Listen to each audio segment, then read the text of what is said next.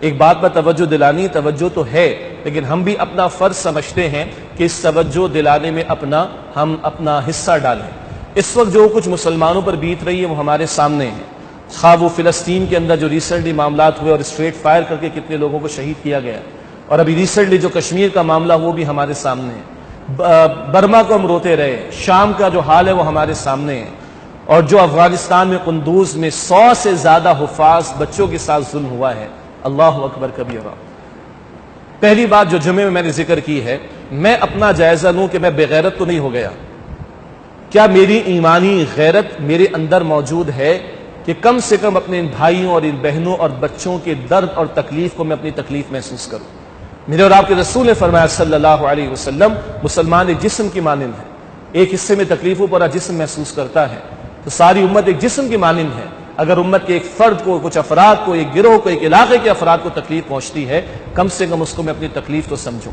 اس قوم کی بیٹی عافیہ صدیقی 15 برس اس کو قید میں ہو چکے ہیں، کوئی ہمارے حکمرانوں میں جرأت نہیں، ہمت نہیں کہ بات کر سکے، اور ان حکمرانوں نے، خاص طور پر عرب حکمرانوں نے 34 ملکوں کی فوج بنائی، نام بھی کتنا پیارا دیا، اسلامی اتحاد فوج، انا للہ و انا الیہ راجعون۔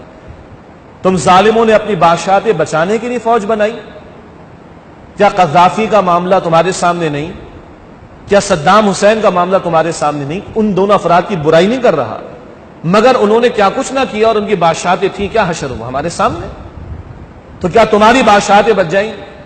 تمہیں امت کا درد محسوس نہیں ہوتا، مگر تمہیں اپنی بادشاہتیں بچانے کی فکر ہے، اس لیے تم نے اسلامی اتحاد کے نام سے جو ہے وہ 34 ملکوں کی فوج بنائی۔ وہ فوج کہاں چلی گئی آخر؟ وہ کیا کر رہی؟ قوم کا حشر کیا ہے؟ اس قوم کے کچھ لوگوں کے آنسو بہتے ہیں اگر ان کو پی ایس ایل کا ٹکٹ نہیں ملتا ہے، بلیک میں بھی نہیں ملتا تو روتے ہیں، مگر آج ہمارے بچے تھے، پھول سے بچے، اور حافظ قرآن بچہ ہو، اللہ اکبر کبیرہ، وہ ڈیوائن اسکیم کا ذریعہ ہے، وہ ڈیوائن اسکیم کے جس کے تحت رب نے قرآن کی حفاظت کا ذمہ لیا، اس کا حصہ تھا۔ کتنے پیارے سے پھول سے بچے شہید کر دیے گئے۔ کیا ہم اس درد کو، اپنا درد محسوس کر رہے ہیں؟ اس ملک میں اے پی ایس کے اندر بچے شہید ہوئے، ہمارے ہی بچے تھے، اس قوم کے بچے تھے، غلط ہوا تھا، ظلم ہوا تھا، بربریت ہوئی تھی، اور کنڈیم کیا گیا تھا، کیا جانا چاہیے تھا، مگر سوال یہ کہ جب ڈرون اٹیک کے اندر ڈما ڈولا کے علاقے میں ایک مدرسے کے 80 بچے شہید ہوتے ہیں تو کیا وہ جانور ہیں؟ کیا وہ اس قوم کے بچے نہیں؟ وہ ہمارے بچوں کی طرح نہیں؟ ان کے بارے میں کوئی احساس تو نہیں ہوا لوگوں کو؟ ان کے بارے میں کوئی نیشنل ایکشن پلان تو نہیں بنا؟ ان کے بارے میں جو ہے میڈیا نے فرنٹ لائن پر آ کر بات نہیں کی؟ ان کے بارے میں آرمی چیف نے اور ہماری افواج نے اور ہماری سیاستدانوں نے اور ہمارے حکمرانوں نے کوئی بات نہیں کی؟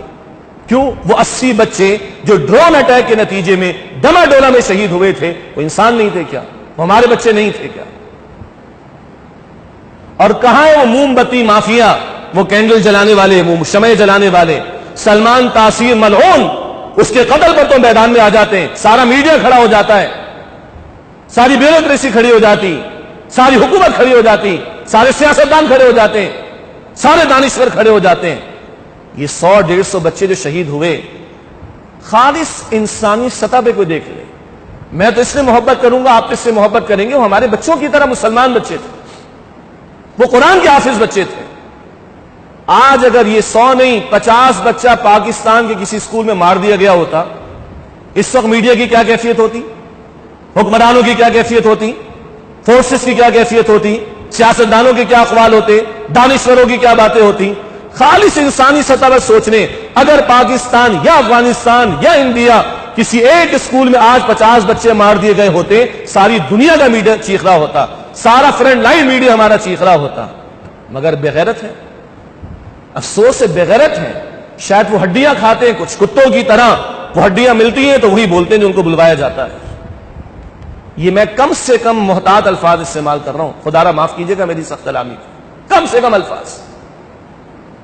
اسکول میں پڑھنے والوں پر ملالہ یوسفزئی، کتنا بڑا ڈرامہ، پاکستان میں اور کوئی سوشل ویلفیئر کا کام نہیں تھا، مگر ملالہ یوسفزئی کو جو ہے وہ نوبل پرائز میں شیئر کرا دیا گیا، اور دوسری کے تو میں نام نہیں لے رہا، یعنی اور کوئی ویڈیو پاکستان میں نہیں بنی ہوگی مگر اس کو جناب آسکر پتہ نہیں کون سا ایوارڈ دے دیا گیا، نام لینا بھی میں گوارا نہیں کروں گا آپ کے سامنے، لیکن ملالہ کے ڈرامے پر پورا پاکستان کھڑا کر دیا جائے، پوری دنیا کھڑی کر دی جائے۔ اسکول تھا نا،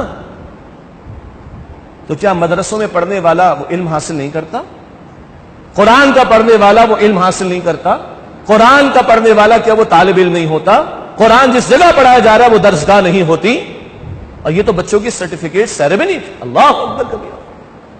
خدا را غور کیجئے ذرا کس قدر آج ہم نظریاتی سطح پر کس قدر ہم مطلب کن سطحوں پر کھڑے ہوئے. آج کتنا ڈرامہ ہمارے ساتھ کیا جا رہا ہے. میڈیا والے کر رہے ہیں, سیاستدان کر رہے ہیں, حکمراں کر رہے ہیں, انٹرنیشنل میڈیا والے. کتنا بڑا ڈرامہ ہے. خالص انسانی سطح پر سوچ لیں, بچے پیارے پیارے سے بچے, خوبصورت سے بچے, 100-150 بچے شہید کر دیے گئے. یہ کوئی بڑا ظلم ہے کہ نہیں؟ سوال تو اتنا ہے. مگر کیونکہ مسلمانوں کے بچے ہیں, قرآن پڑھنے والے بچے ہیں, حفظ قرآن کرنے والے بچے ہیں, تو شاید دنیا کی نگاہوں میں اور شاید اپنوں کی نگاہوں میں بھی ان کی کوئی حیثیت نہیں. بہرحال ہم یہ بات کر سکتے اور جن کے پاس اختیار ان تک بات پہنچانے کی کوشش کر سکتے. اللہ ہم عوام کو تو غیرت ایمانی عطا فرمائے کہ ہم اس درد کو درد محسوس کریں, اس تکلیف کو تکلیف محسوس کریں. ہمارے سیاستدانوں کو اللہ غیرت ایمانی دے, ہمارے حکمرانوں کو اللہ تعالیٰ غیرت ایمانی دے, ہماری افواج کو اللہ تعالیٰ غیرت ایمانی دے. کوئی آواز تو بلند کریں. اتنے بھی کیا تم مال کے دیوانے بن گئے ہو؟ اتنے بھی تمہیں موت کا کیا خوف آ چکا ہے؟ اتنے بھی کیا تم دنیا پرست ہو چکے ہو؟ اتنے بھی کیا تم غیروں کے غلام بن چکے ہو کہ اس ظلم پر آواز بلند کرنے کو بھی تم تیار نہیں ہو؟ بہرحال یہ زبان کی تاثیر, زبان کی آواز معاف کیجیے گا, یہ زبان کی صلاحیت ہمارے پاس ہے. تو بہرحال میں نے چاہا کہ یہاں پر بھی درد دل آپ کے سامنے رکھا جائے. اللہ ان بچوں کے ماں باپ کو صبر جمیل بھی عطا کرے, اور کشمیر ہو یا فلسطین ہو یا شام ہو یا برما ہو یا افغانستان یا پاکستان ہو, جہاں ہمارے بھائی, ہماری بہنیں, ہمارے جوان, ہمارے بچے مظلومیت کا شکار ہے, اللہ تعالیٰ ظلم سے ان کو نجات عطا فرمائے, اور امت کو اللہ غیرت ایمانی دے, امت کو اللہ غیرت ایمانی دے, امت کو اللہ بیداری عطا فرمائے, اور امت کو امت والا کام کرنے کی توفیق عطا فرمائے. تب اللہ کا وعدہ ہے سورہ محمد صلی اللہ علیہ وسلم کی آیت نمبر 7 میں, یا ایھا الذین آمنوا ان تنصروا اللہ ینصرکم ویثبت اقدامکم. اے ایمان والو, اگر تم اللہ کی نصرت کرو گے, اللہ کی مدد کرو گے, تو اللہ تمہاری مدد فرمائے گا اور اللہ تمہارے قدموں کو مضبوطی عطا فرمائے گا. وآخر دعوانا الحمد للہ رب العالمین.